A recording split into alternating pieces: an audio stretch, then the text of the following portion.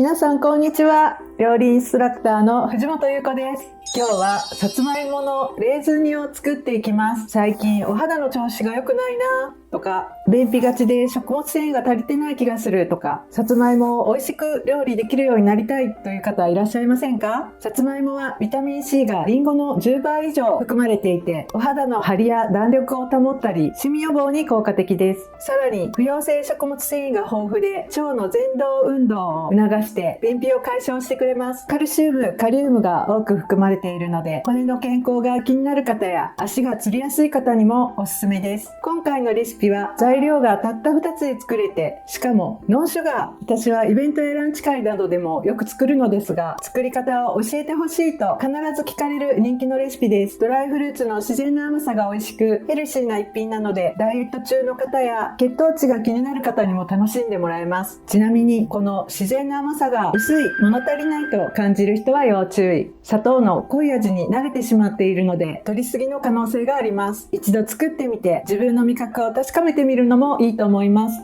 さつまいもの選び方にも触れていきますので、お料理に合った材料選びができるようになります。この動画の最後には簡単にできるアレンジのアイデアをお伝えしていますので、最後まで見ていってください。それではやってみましょう。まずは材料です。さつまいも 300g、レーズンが大さじ2、そしてあとはお水があれば大丈夫です。さつまいもは種類がたくさんあります。天ぷらや焼き芋ならホクホクするもの、お菓子や干し芋だったら甘さが濃厚でねっとりしたもの、煮物やきんぴらにはしっとりとしたものが向いています。どの品種がどんな特性を持っているのかわからない、使い分けたらいいと言われても迷ってしまうという方は、比較的何にでも合うナルト金時、紅さつま、シルクスイートを選ぶと失敗しません。持った時にずっしりと重みを感じるのが美味しさの目安です。もし可能なら売り場で持ち比べてみて、これだと思うものを選びましょう。今日は少し細めのナルト金時を用意しました。1センチ幅の輪切りにした時に食べやすい大きさになるさつまいもを選ぶと、切る時の手間が省けます。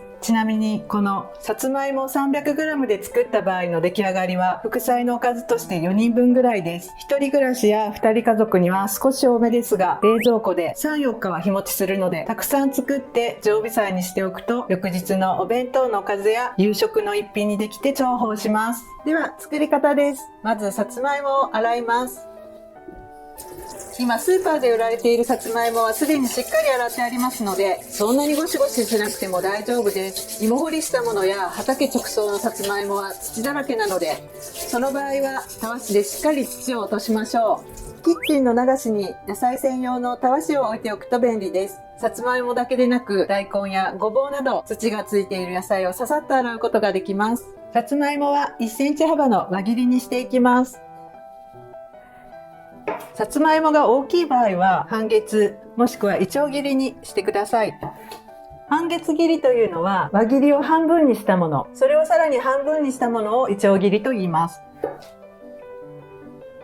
それぞれちょうど半分になったお月様やイチョウの葉の形に似ているのでそう呼ばれています。さつまいもの皮を剥くかどうかなんですが、剥いても剥かなくても構いません。どんな食材も皮の部分にまでたっぷりと栄養素が含まれていますので、私は全部食べることをお勧めします。さつまいもの皮の綺麗な紫色は彩りになりますし、何より料理の手間と時間を節約できるのが嬉しいです。さらにゴミも減らせていいことずくめです。それからさつまいもにはアクがあるので、切った後しばらく放置すると色が変わり始めます。それを防ぐために水にさらすという工程が書かれてあるレシピもありますが、私はこれも省いてしまいます。わざわざ水にさらすより、切ったらすぐに鍋に入れて色が変わる前に火にかけてしまえば問題ありません。家庭料理は見栄えよりも美味しさ重視で OK なので、テンポよくやっていきましょう。というわけで、切ったさつまいもはすぐ鍋に並べ、さつまいもが浸るぐらいの水とレーズンを入れます。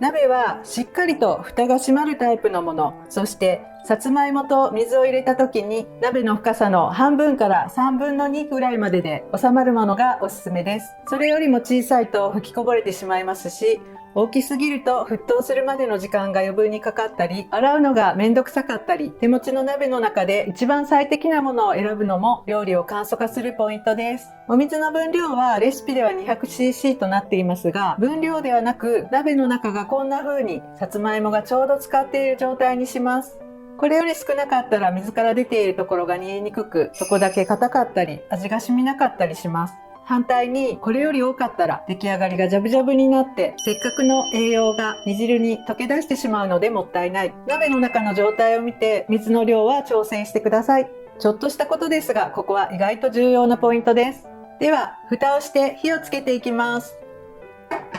まずは中火です。今回レーズンはお砂糖の代わりに入れています。お砂糖のようにパンチの効いた甘さではなく、フルーツの自然な甘みがさつまいもの美味しさを引き出してくれます。お砂糖の摂りすぎはお肌のシミの原因になったり、血糖値を急上昇させたり、美容にも健康にも良くないことは皆様もご存知ではありませんか？にもかかわらず、お料理にもお菓子にもたっぷり使われているのが現状です。お子さんを育てたことのある方ならわかると思うのですが、離乳食などで素材の味に慣れてくると、普段食べているものがとても濃く感じることがあります。調味料の入れすぎ、使いすぎで自然な味がわからなくなっているとしたら本末転倒です。今回のさつまいものレーズン煮はノンシュガーなので、たまにはこういったシンプルなものを作って、素材が持っている本来の甘さを楽しみましょう。これを食べて甘くないと感じた方は、砂糖の刺激的な甘さに慣れすぎているかもしれないので気をつけて。ドライフルーツは干すことで甘さがギュッと凝縮していて、そのまま食べるだけでなく、料理の調味料としても優秀です。レーズンの代わりにプルーンでも美味しくできます。お砂糖を減らしたい方はぜひ積極的に使っていきましょう。沸騰したら弱火にし、10分ほど煮ていきます。ちなみにさつまいもは長期保存ができるので、買い置きしておくと思い立った時にすぐ食べられて便利です。保存するときは冷蔵庫に入れるのではなく常温保存してください。さつまいもは温度が低すぎると低温障害を起こしてしまって黒く変色し苦くなります。美味しさを長持ちさせるには新聞紙にくるんだり直射日光に当たらないよう箱に入れるなどして保管するのがおすすめです。そうこうしているうちにさつまいもが綺麗になってきました。さつまいもの黄色が鮮やかになり美味しそうな匂いがしてきたら出来上がりです。ちゃんと煮えたか心配な方は竹串で刺してスッと通れば大丈夫です。この煮えたかどうかの見極めはざっくりとした目安はあっても残念ながら時間だけでは測れません。なぜならさつまいもの切り方、鍋の大きさ、水の量、火加減によって出来上がりまでの時間は全く違ってくるからです。ちゃんと煮えてなかったらさつまいもが硬くて食べられないですし、煮えすぎてしまったらさつまいもが崩れて食べにくくなります。最初はうまくいかないかもしれませんが、同じレシピを3回繰り返せばコツが身につくので、1度や2度の失敗に負けることなく、鍋の中の状態を目で見る、耳で聞く、鼻で嗅ぐなど五感で判断する練習をしていくことをお勧めします。自分の五感を信じてここぞという瞬間を見極められるようになりましょう。はい、さつまいものレーズン煮の完成です。とっても美味しそうに出来上がりました。それではさつまいものレーズン煮いただきます。さつまいもの黄色が美しい。美味しいものって見た目も美しいですよね。整っているというか輝いているというか、味覚以外のところでも美味しさが伝わってきます。ホクホク美味しい。めっちゃ美味しい。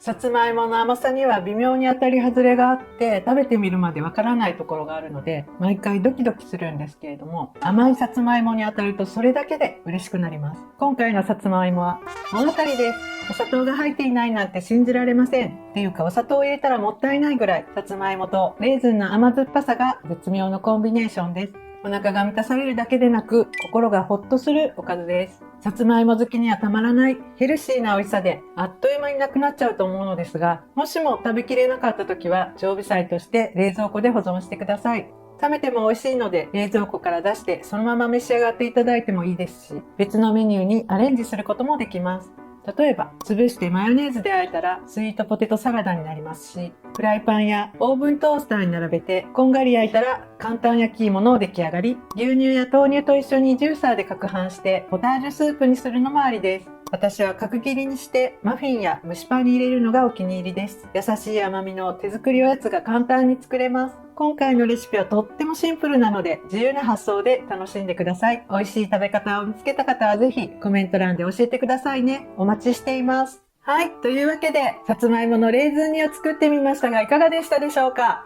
美味しく仕上げるポイントは2つです。1つ、切ったさつまいもは水にさらさずすぐに調理する。水の分量はひたひたにする。この2つを忘れないでくださいね。ビタミン C たっぷりで美肌作りの強い味方であり、食物繊維が便秘を予防してくれて、なおかつ満足感の半端ないさつまいもは女性に嬉しい食材です。美味しく仕上げるポイントをつかんで、ぜひお家の定番メニューにしてください。私はレシピのない料理教室というのをやっています。レシピの中の材料が一つでもかけると作れない、余った材料だけでは料理ができないという全くの初心者でも、家にある食材だけで気負うことなく料理ができるようになる教室をしています。マンツーマンレッスンで生徒さんがどこにつまずいているのかを一緒に考えながら丁寧にレッスンしています。オンラインレッスンも開催していますので、全国どこからでもご参加いただけます。興味のある方は公式 LINE から情報を受け取ってください。無料でお料理に関する質問も受け付けています。それではまた次回の動画でお会いしましょう。